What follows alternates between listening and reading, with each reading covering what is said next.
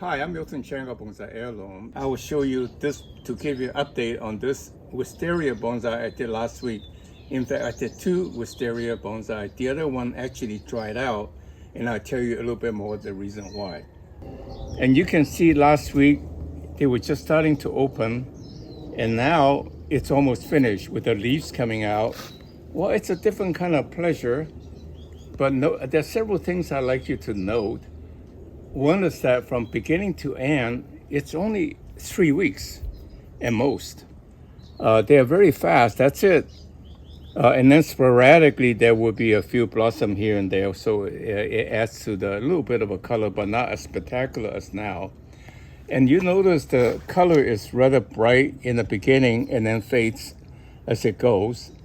And so it gives you a little continuous change of color. And that's the pleasure of wisteria, only really 3 weeks out of a year. But it's worth the trouble, you know, if you want to enjoy that beautiful, spectacular bonsai. Now, we did 2 last week, and I show you what happened to the other one. The other one is a bigger tree in a similar sized pot.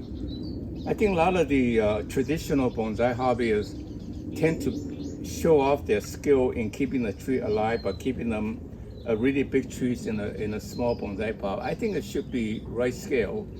So let me show you what happened. The other one actually, the flower totally dry out.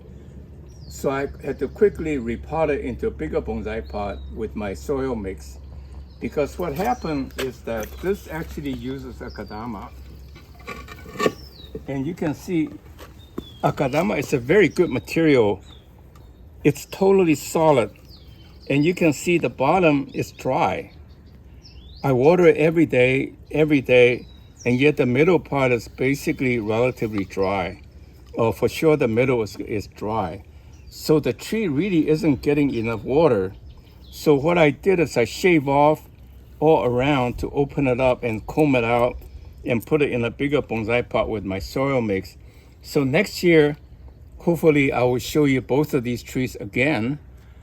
And those are the little techniques I like to share with you for you to gain your skills, knowledge in bonsai keeping, because every tree is different. You can see how aggressively the root grows, and until it's like a mat, it's like a mesh, that the water isn't penetratable anymore.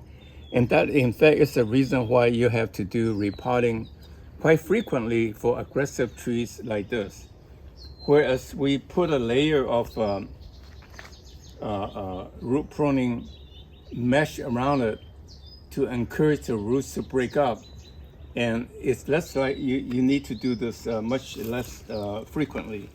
So again, enjoy a variety of bonsai material and try to understand the characteristic of each material. And that is the purpose of my bonsai channel, to share with you what I know so that you can grow good bonsai. Well, thank you very much for watching today's video. Subscribe to our channel and tell a friend.